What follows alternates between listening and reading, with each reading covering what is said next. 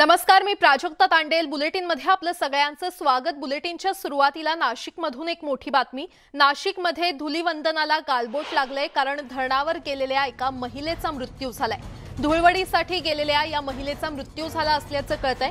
नाशिकच्या कश्यपी धरणावर ही घटना घडली आहे। अधिक माहिती देत आहेत आमचे प्रतिनिधी लक्ष्मण घाटोळ आपल्यासोबत जोडले गेलेले आहेत। लक्ष्मण, या महिलेचा मृत्यू नेमका कशामुळे झालाय, काय अपडेट? नाशिकच्या कश्यपी धरण परिसरामध्ये 2 महिला आणि 2 पुरुष हे धुळवड साजरी करण्यासाठी त्या परिसरामध्ये गेले होते। स्थानिक नागरिकांनी जी माहिती दिली त्या माहितीनुसार हे सर्व 4 जण मित्र आणि मैत्रिणी जे होते सोबत होते। त्यांनी त्या धरण परिसरामध्ये एकमेकाला रंग लावला, धुळवड साजरी केली आणि त्यानंतर हे सर्वजण आंघोळीसाठी पाण्यामध्ये उतरले। मात्र ज्या वेळेला एका महिलेला, त्यापैकी 4 जी एक महिला होती, त्या महिलेला पाण्याचा अंदाज आला नाही आणि त्यामुळे ती महिला जी आहे ती धरणामध्ये बुडाली आणि तिचा बुडून मृत्यू झालेला आहे। 3 जण याच्यामध्ये बचावलेले आहे। यानंतर त्यांच्याच सोबत असलेल्या त्यांच्या सहकार्यांनी ही माहिती गावकऱ्यांना दिली। गावकऱ्यांनी अग्निशमन दल आणि पोलिसांना ही माहिती दिली। त्यानंतर अग्निशमन दलाच्या जवानांनी 3 तासानंतर या महिलेचा मृतदेह पाण्याबाहेर काढलेला आहे। नाशिक रोड परिसरामधली ही महिला आहे। कश्यपी धरणावरती हे संपूर्ण प्रकार घडलेला आहे। पोलिसांनी जी माहिती दिली त्या माहितीनुसार या महिलेचं नाव शिल्पा योगिता राजेश दिवेकर असं या महिलेचं नाव आहे आणि ही महिलेचा आज दुर्दैवानं या घटनेमध्ये मृत्यू झालेला आहे आणि एकूणच या संपूर्ण घटनेमुळे नाशिकमध्ये साजरा होणाऱ्या धुळवडीला गालबोट लागलेला आहे। निश्चितच लक्ष्मण, धन्यवाद या सविस्तर माहितीसाठी।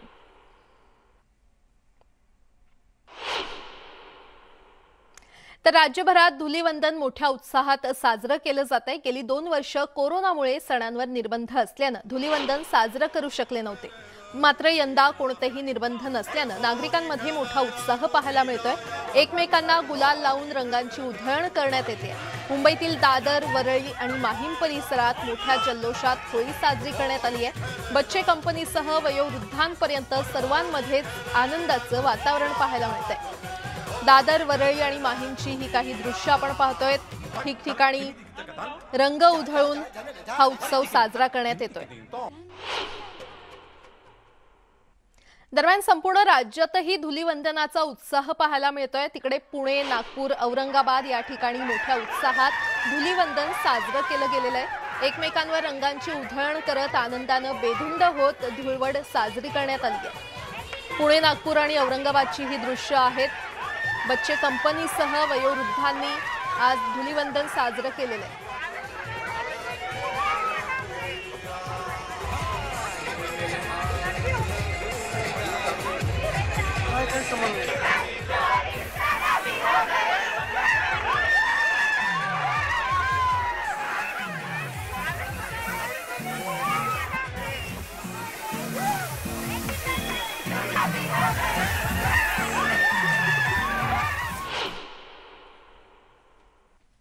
तिकडे गिरगाव चौपाटीवर रंगपंचमी साजरी करण्यासाठी मुंबईकरांची गर्दी झाली होती आणि मुंबईतील अनेक पर्यटन स्थळी सलग 3 दिवस सुट्टी आल्यानं पर्यटकांची गर्दी पाहायला मिळते आणि याचाच आढावा घेतलाय आमच्या प्रतिनिधी सुस्मिता भदाणे पाटील यांनी।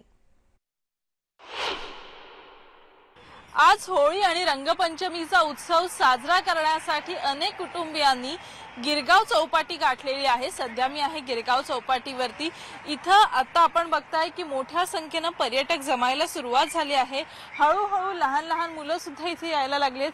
कुठेतरी कोरोना निर्बंध शिथिल झाल्यानंतर मुक्तपणाने पर्यटनाचा आनंद घेण्यासाठी अनेक मुंबईकरांनी चौपाटी गाठलेली आहे आणि आपण बघतोय की हळूहळू ही चौपाटी अनेकांनी फुललेली आहे। फॅमिली गेट टुगेदर सुद्धा इथे होत आहे। त्यामुळे खऱ्या अर्थाने होळीचा आनंद आहे, रंगपंचमीच्या रंगांची उधळण आहेच, परंतु त्याचबरोबर घराबाहेर पडून थोडंसं निसर्गाचा वातावरणाचा अनुभव घेण्यासाठी समुद्रकिनारी आज मोठ्या संख्येने पर्यटकांनी जमायला सुरुवात केलेली आहे आणि म्हणूनच अगदी मुंबईतील महत्त्वाच्या चौपाट्या असणाऱ्या दादर चौपाटी, गिरगाव चौपाटी अशा अनेक ठिकाणी आपल्याला नागरिकांनी गर्दी केलेली पाहायला मिळते आहे। परंतु या सगळ्यामध्ये जर आपण बघाल तर लागोपाठ सुट्टी आल्याने सुद्धा मुंबईतील अनेक पर्यटन स्थळी आपल्याला अशाच पद्धतीने पर्यटकांची गर्दी ही वाढलेली पाहायला मिळणार आहे। व्हिडिओ जर्नलिस्ट उमेश सह सुस्मिता भदाणे पाटील, न्यूज 18 लोकमत, मुंबई। बंजारा समाजासोबत मंत्री यशोमती ठाकूर यांनी देखील होळी साजरी केली आहे। यावेळी ठाकूर यांनी पारंपरिक लोकगीतावर ताल धरत नृत्य केले। तसंच आपुलकीचा संवाद साधत त्यांनी सर्वांना शुभेच्छा दिल्या। यावेळी ठाकूर यांनी सर्वांना मिठाईचं वाटप देखील केलं।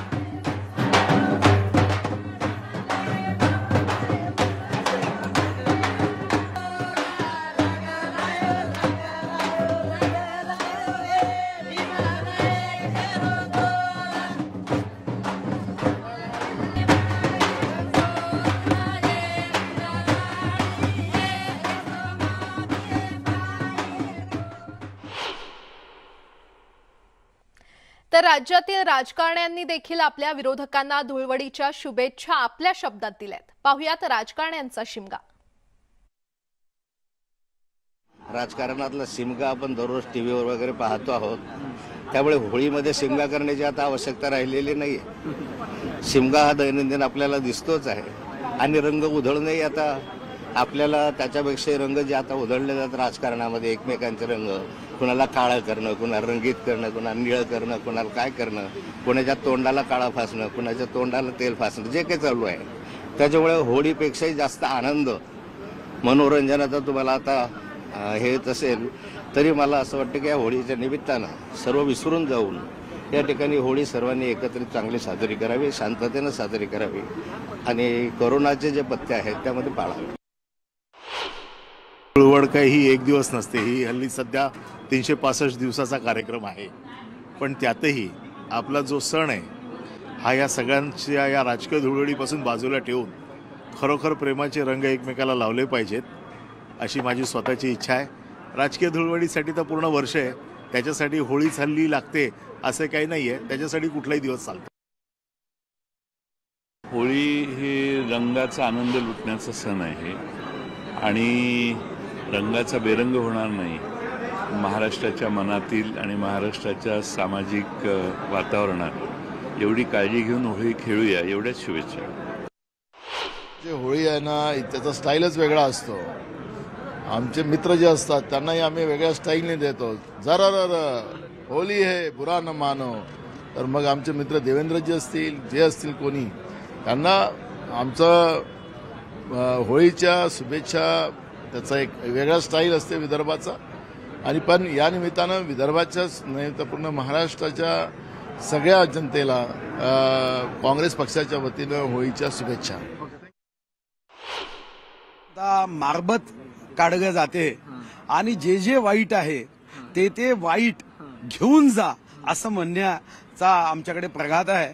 तर एवढंच मी म्हणेल की या होळीच्या निमित्ताने घेऊन जा रे मारबत या मद्य विकणाऱ्या आघाडीला, घेऊन जा रे मारबत शेतकऱ्यांवर अन्याय करणाऱ्या आघाडीला, घेऊन जा रे मारबत महिलांवर अत्याचार सहन करणाऱ्या आघाडीला, घेऊन जा रे मारबत पोलिसांचं राजकीयकरण करणाऱ्या आघाडीला, घेऊन जा रे मारबत या राज्याच्या जनतेवर अन्याय करणाऱ्या या महाविकास आघाडीला।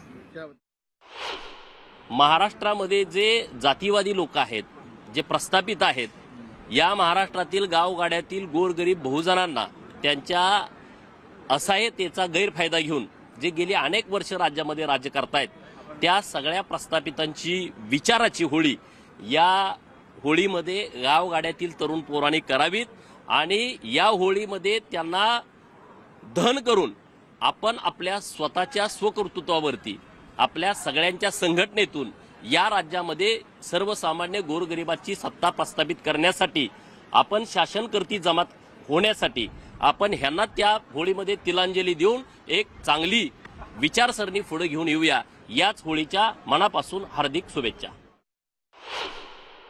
देवाचा राजा इंद्र आहे आणि देवाचा राजा इंद्राला साजेसं नाव माझ्या दाजींचं आहे, देवेंद्र। त्यांच्यावर एक खास होळीच्या निमित्तानं एक चारोळी मी या निमित्तानं सांगतो।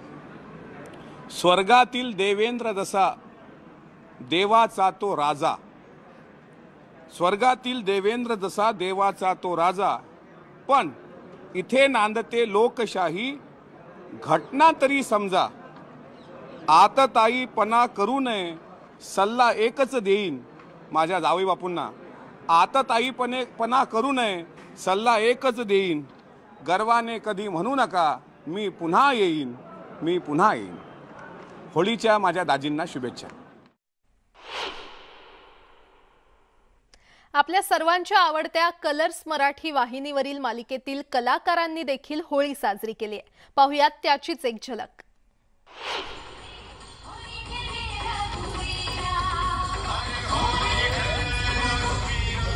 आम्ही जा मार्कवरचा होतीस तिथे उतरव मला दिला.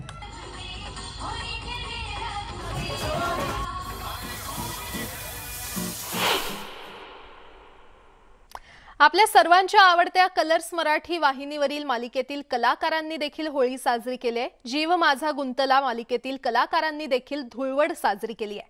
पाहुयात हा दमदार नागिन डान्स.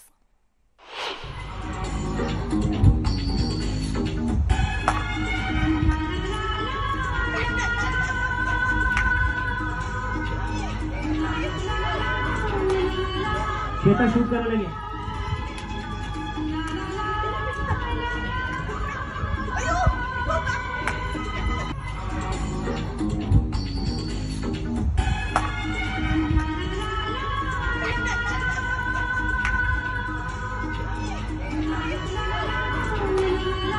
बेटा शूट करायला लगे.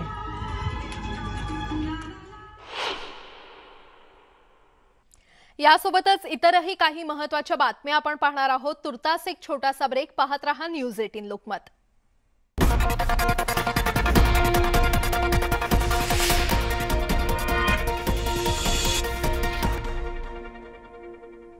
ब्रेक नंतर आपलं पुन्हा एकदा स्वागत. वळूयात पुढच्या बातमीकडे. एक मोठी बातमी. महाविकास आघाडीचे 25 आमदार आमच्या संपर्कात आहेत आणि ते 25 आमदार हळूहळू भाजपमध्ये येणार असल्याचा गौप्यस्फोट मंत्री रावसाहेब दानवे यांनी केलाय. महाविकास आघाडीवर दानवेंनी एक प्रकारे निशाणा साधलेला आहे. मविया सरकारवर दानवेंनी तोफ डागली आहे.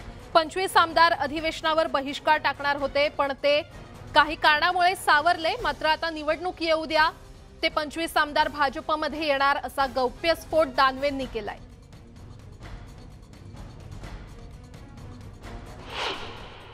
आमदार बहिष्कार टाकणार होते अधिवेशनावर, सावरले. थोडीफार मदत करून त्यांना सावरल्या जाणार. निवडणुका येऊ द्या, एक एक भाजपच्या वाघावरीत येऊन पडतील बघा. शिवसेना नेते संजय राऊत यांनी धुलीवंदनाच्या अनोख्या शुभेच्छा दिल्या. भाजपचे लोक दररोज तारखा देऊन रंग उधळतायत, पण ते रंग बनावट आहेत असा टोला त्यांनी दिलाय. तर पुन्हा महाराष्ट्रात भाजप सरकार येणार नाही, पण त्यांना प्रयत्न करायला काही हरकत नाही असं देखील ते म्हटले. तर संजय राऊतांनी भाजपवर पुन्हा एकदा निशाणा साधलेला आहे. भाजपचे लोक दररोज तारखा देऊन रंग उधळतायत, पण ते रंग बनावट आहेत असा टोला त्यांनी लगावलाय.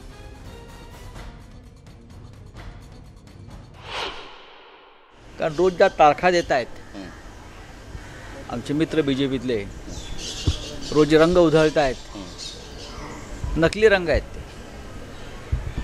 अशा नकली रंगांवरती बंदी आहे केंद्र सरकारची सुद्धा. त्याच्यामुळे काल नाना पवार साहेबांनी उत्तर दिलेलं आहे, काही झालं तरी पुन्हा महाराष्ट्रामध्ये येणार नाही बीजेपी. ठीक आहे, प्रयत्न करायला हरकत नाही. राजकारणामध्ये, लोकशाहीमध्ये प्रयत्न करत राहिलं पाहिजे. जनता पक्षाला वाटत असेल की केंद्रीय तपास यंत्रणा खोटे आरोप, चिखलफेक हे करून महाविकास आघाडीचे आमदार, खासदार, नेते यांचं मनोबल जर ते खाली आणण्याचा प्रयत्न करणार असेल तर चुकीचं आहे. असं होणार नाही.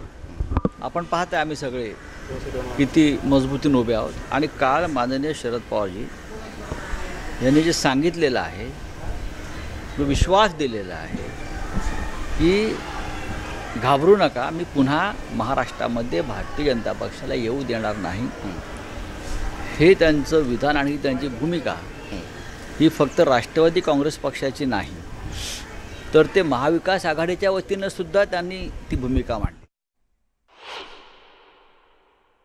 आणि आता एक नजर टाकूया देशातील प्रमुख शहरातल्या आजच्या तापमानावर. आजचं तापमान.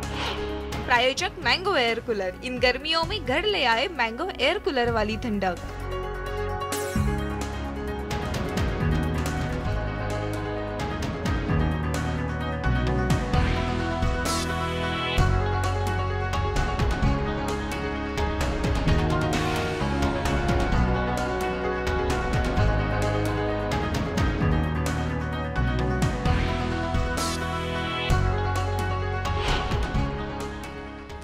यासोबतच बुलेटिनमध्ये वेळ झाली इथेच थांबण्याची. पाहत रहा न्यूज 18 लोकमत.